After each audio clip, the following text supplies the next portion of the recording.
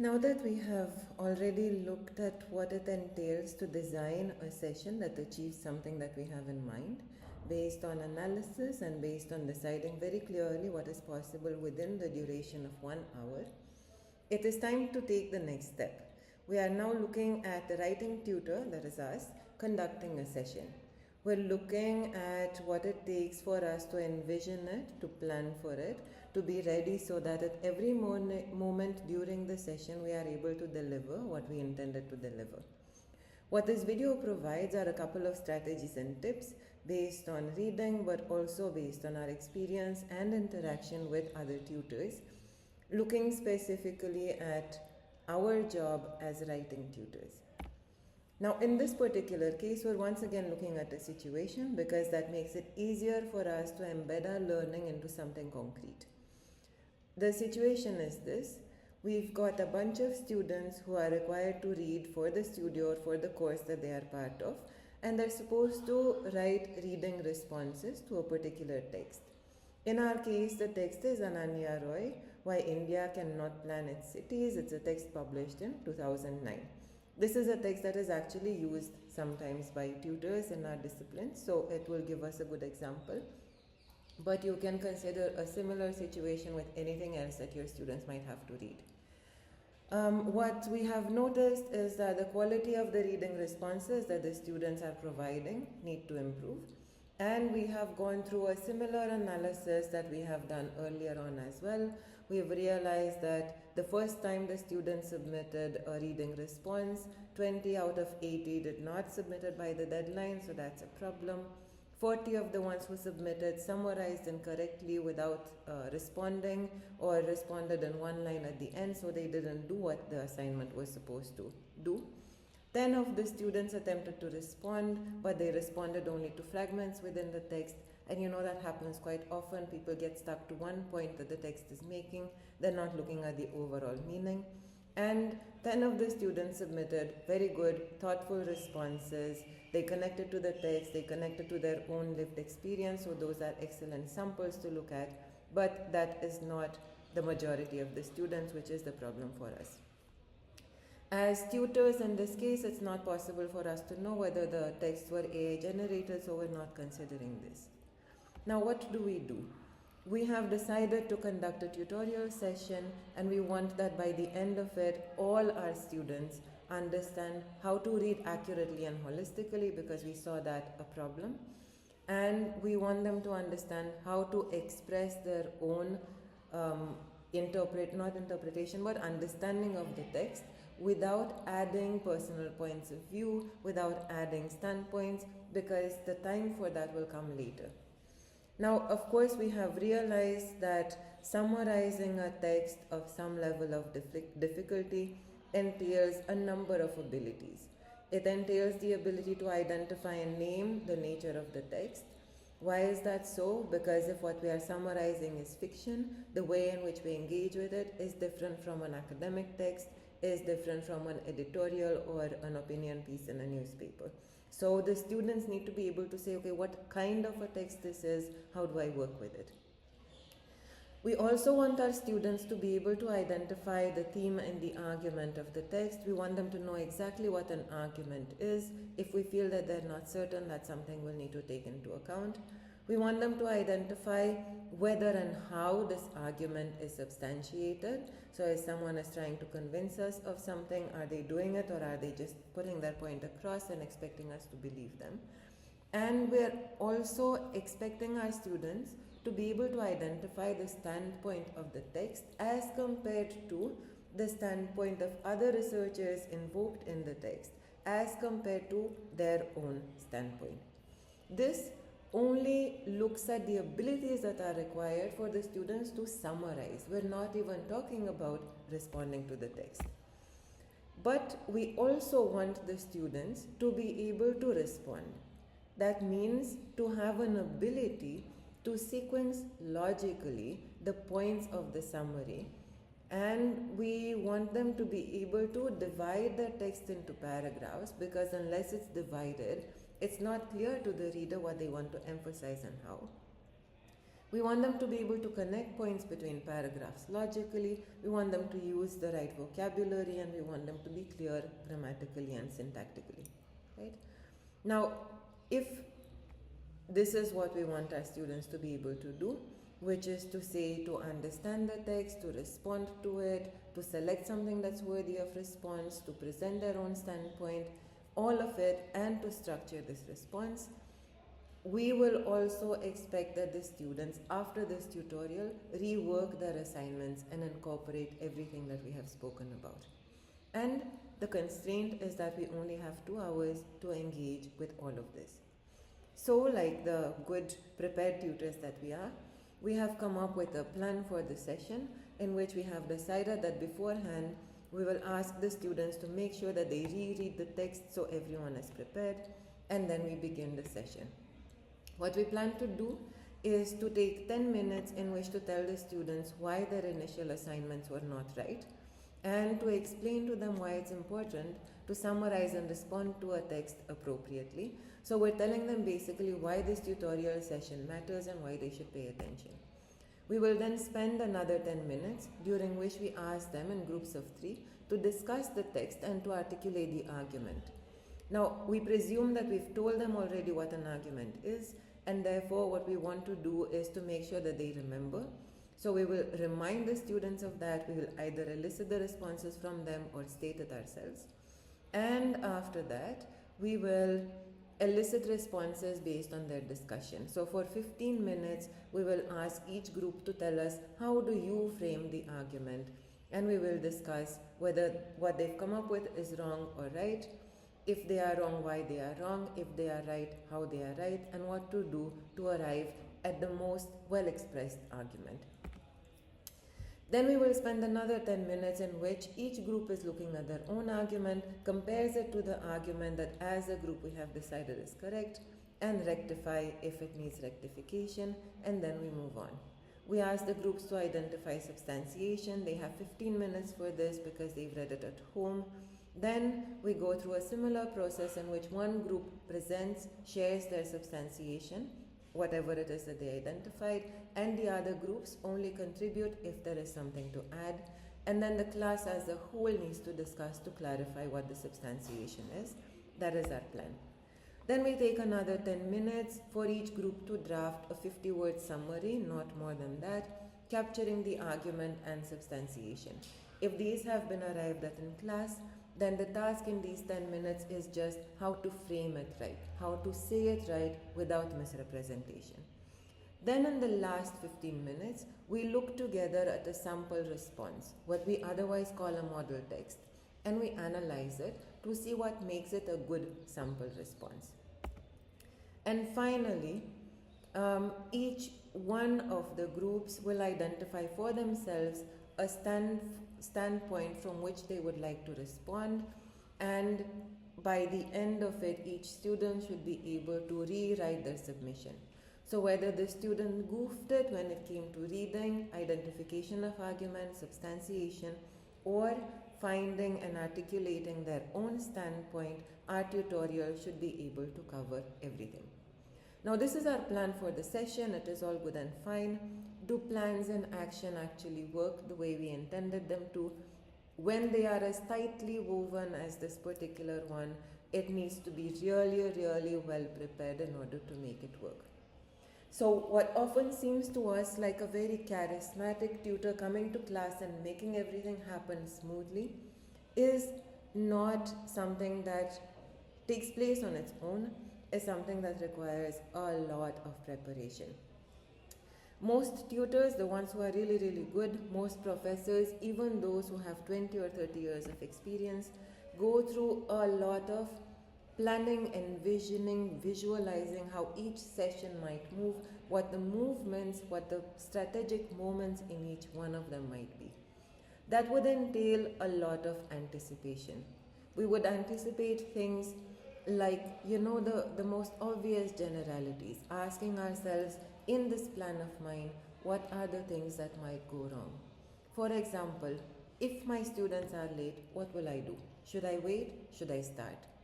I will make a choice here. I will say, let's say, wait for 5 minutes because I don't want my class to be disrupted. I want everyone to be there when I tell them why it's important to go through this session. But I will not wait longer than that, because if I wait for 5 minutes in the first session, for my second tutorial they will be 10 minutes late, and so on and so forth. So I want to establish some boundaries in this relationship. What will I do if the students have not read? I know that if someone has not read, they will not be able to participate in the group. Do I decide to say, I take it for granted you have read, then if you haven't, you cope with it, or do I give them time to read? Do I have time to give them to read? What will I do if my groups don't focus on the work? Will I go to them and convince them? Will I make a joke? How will I bring them back? I have to have a plan, I have to have a strategy for that, because otherwise in the moment it will put pressure on me, anxiety, so it's better to have an answer in advance. What will I do if a group misunderstands what they need to do? They've been asked to summarize, but they start discussing their own point of view. How will I address that?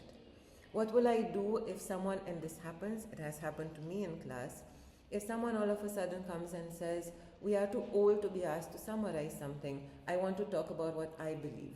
Do I have an answer ready for this? If I don't have an answer in that moment as a tutor, I may end up feeling threatened, I may end up feeling challenged and responding offhand in a tone, in a manner that I don't want to bring to my tutorial. However, if I realize that the learners in my classroom are likely to have a variety of feelings, they are confident, some of them don't realize what the whole group needs and they're focusing on their own needs, then I am better prepared to explain to someone why summarizing is the first step to identifying their standpoint, why it's important to have that foundation before we move on to something else, and I will have the patience to engage with them and to convince them. We also anticipate how the discussions will go. We have all been in classes where the student says something very interesting and we go off on a tangent, and then we're not sure how to bring it back to the point that we wanted to make.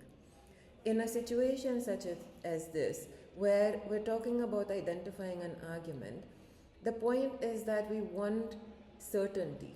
We want them to be able to capture what is important. And therefore, we want to have our own notes of the argument of this text. We want to be able to say with clarity, the text argues that informality is part of the idiom of urbanization. It is present within legal norms and forms of regulation in order to allow the state to maintain and exercise unconstrained power, and a renewed understanding of informality will enable an understanding of these mechanisms. This is a lot. This text is making a complex argument. Now, if I go to class without holding it all in my mind, without having it written down, then when a student comes to me and says the text argues that informality is part of the idiom of urbanization, I will say, okay, that is correct. And in the moment, it will be more difficult to remember that there were other components, especially for those of us who maybe have not gone through that text 20 times. If you know it like the back of your hand, it's perhaps easier. But even so, even someone with experience would have written down somewhere, and that is not an embarrassing thing, that is a great preparation to show to the students, will have that argument written down and will have the substantiation points exactly as they are expected. If we are not prepared with these things, then it's not possible to help our students arrive at what we want them to arrive. And when we have this, we're more able to visualize what the discussion is likely to go like, which are the points which are trickier, are questions of nuance. So if that is the case, if it's a question of nuance that you know the students are not likely to notice, then it is necessary perhaps to identify how we read certain parts of the text, why certain things are important and cannot be missed out on. Then we imagine how, say, the first part of the discussion where we're asking each group to identify the argument is likely to go like. What if the first group who's speaking, the first person, identifies the argument correctly? What should we do then? We write it down. Then do we say, okay, now this is correct, we move on to substantiation? If we do that, then we will not know whether the other groups got it right as well. We will say, yes, good for you, but the other groups will not be able to see why they went wrong and where they went wrong, if that was the case. Then how can I elicit that answer? I will perhaps ask something like, is there any other group who identified a different argument? Can you name it? Can you tell me if anyone is in disagreement? Can you tell me if anyone phrased the argument differently? Then what I will decide to do is to write down the alternatives. I want to write them down because I want to be able to identify with the students where the differences are and to name whether those differences come from understanding or from phrasing. If it's a question of someone using different words, it is perfectly fine. But if it's a question of understanding that is missing or different, then it needs to be clarified. We elicit answers from as much of the class as possible, and we need to explain why the incorrect arguments are incorrect, whether the argument identified is insufficient, it is wrong, it is a wrong reading, it involves personal opinion and not just the argument that the text is giving, or whether, and that's something that often happens with our students, whether it is too broad, whether instead of giving me a one-line argument, the student is actually giving me a summary of the whole text, which means that they're not able to identify the crux, the thing that holds it all together. Now maybe that is not what happens. Maybe all the groups respond, but not one of the arguments identified is right. Then what do I do? Then perhaps I once again write it all down and analyze very quickly what is missing, why it's missing. In that case, I might need to ask questions that help me figure out and help them figure out where and why they went wrong. In that case, usual questions to ask might be, can you show me why you think so? Can you show me the line of the text, the part of the text that makes you say this? I use this kind of a question when I feel that the student has misinterpreted the text. I want to see what they read wrong and why. I want to show them how to read it right. The other situation might be that they are correct in identifying a claim, but that claim is not the burden of the argument. So then I will tell them, you are right in saying this, but does the text not tell you something more, something beyond that, right? What is there something more that the text is leading you to? And I will give them time to reflect on this, look back at the text and identify it. There is a trick to asking these questions. Usually what we're doing is to figure out that the student has made an assumption that was wrong and challenge it. Or if things are clear, we ask the student to take a step forward. So we're either looking at the background on which their assumptions are based and that led them to believe something, and we challenge those. Or we're telling them, yes, you are right up to here, but there's more. Can you find that something more? So if this is stated, then what? Then what are its implications? Then what does this lead us to? These are the two broad kinds of questions that we can opt for in class in order to push our discussion forward towards what we wanted to do. Now, let's assume that we've dealt with this. We manage our conversation, our discussion really well. The discussion is really productive. How do we manage to lead an activity? It's not just a game, it's not just play, it's not okay if the students do whatever they want. It is really tight. So how do I give clear instructions to lead the activity? I plan it in my head that I will tell the students very clearly, please now sit in groups of 3. Do I decide these groups earlier on? Do I let them decide? I have to figure out a plan for this. Then I will tell my students, you have 10 minutes, not 1 minute more. You have to discuss and you have to agree on the argument of the text. Make sure that you only give me the argument, nothing else. So to the extent possible, I reinforce what is wanted of the students so that the discussion that they have as a group is constructive and what they bring to the larger group of students is as close to what I intend as possible. Also, part of my strategizing that will come in handy in class is the way in which I work with model texts. If I work with something like a sample response in our case, what I need to do is to introduce the idea of a model text, not as something that's infallible and perfect, but as something that helps us see the logic. So I will have to take my model text and annotate it in advance. I will have to make sure that I can give my students copies. I will have to make sure that the points I want to make are covered. Points, for example, like how does the model text identify the argument? How does the model text distinguish between the standpoint of the text and the writer's own standpoint or the student's own standpoint? How is that written down? Is it in one sentence, in multiple? Is it explained? Is it illustrated? Does it give me substantiation? Is it convincing or not? What makes it convincing? Once I have all of this in mind, I know that when I run through this model text with the students, I will be able to very clearly, very easily point it out. If not, all I'm left with is reading the text, and then whatever the students give me, I will have to use it. But that will not be productive for a discussion that doesn't have a whole class to stretch.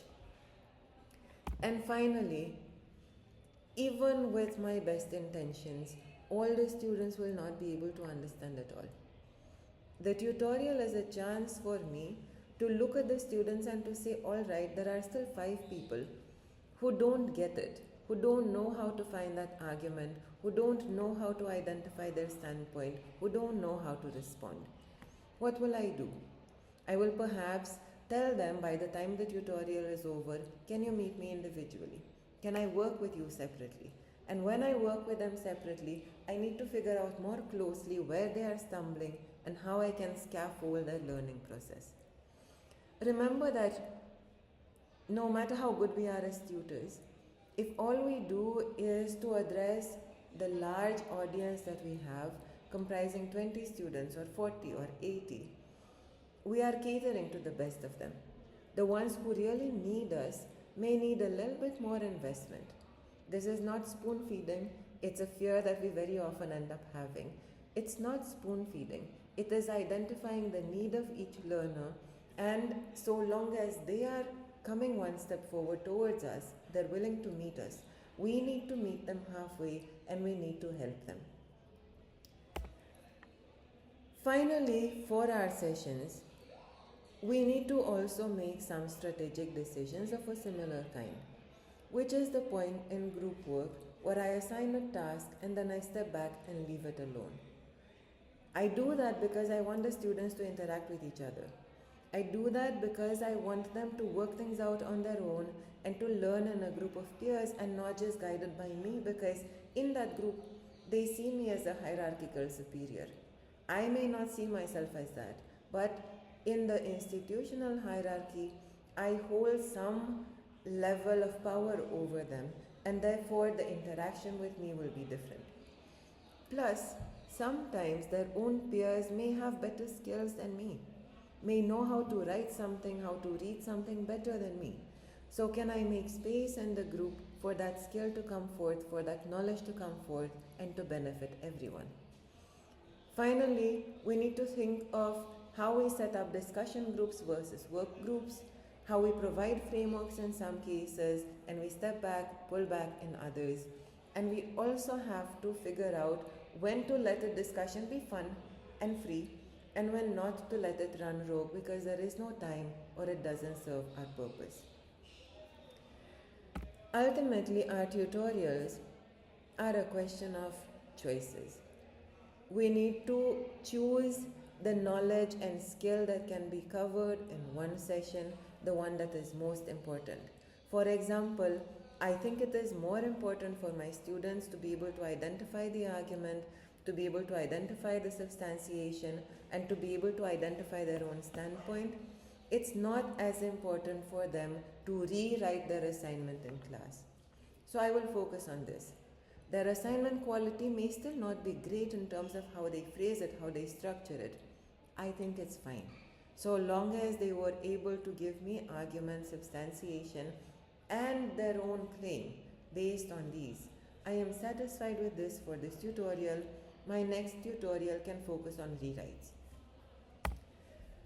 The other important choice is the choice of pace. I know that if my tutorial moves too slow, my students will be bored, they will not pay attention. If it moves too fast, I will not be able to achieve what I wanted. The students who most need the tutorial will not be able to benefit from it. This is a hit and miss. Most of us, including me, schedule too much for a tutorial and we're not able to do everything. But if I know that this is my tendency, then I will also know that the last 2 or 3 activities in my tutorial are things which I can take on the next time. They are maybe my ideal working of the tutorial, but I know that it may not get there and I have a plan B. Finally, I need to make choices in terms of how I motivate my audience. Am I sure that my students know why it matters for them to do what I want them to do? They should not just do it for me because I'm friendly, because I'm nice to them, but they should know the intrinsic reason why doing what I'm asking them to do is valuable for them. I should know my target audience. I should know my 20 students, my 40 students, my 80 students well enough to be able to read it on their faces if they are not motivated. I should know them well enough that they are able to tell me, I don't know why you're asking me to do this. Can you tell me why? I should have the space to be challenged. And in order to do that, I should also realize the difference between a lecture and a tutorial. A lecture allows me to deliver my knowledge like this video in a way does. A tutorial is more space for interaction. That does not mean it's a free-for-all. That does not mean it's a conversation or it's socializing. No, a tutorial still has a plan, still has a target, but it is a target that is achieved in a more dialogic fashion. It is more difficult, it is more challenging, but it's an opportunity to discuss. And finally, I need to make very clear choices when I identify that someone needs additional help, to say, does this person will they benefit from a class tutorial? Would they benefit from coming to me with a friend or with a group so that they're not feeling targeted or isolated? Or will they do best in an individual session? These are all critical choices that as tutors of writing and reading in particular, we need to make. These are things for you to keep in mind as you now start thinking of your own tutorials with your own students within your own set of aims and constraints. And now we will move on to more practical engagements in which you get to conceptualize similar processes.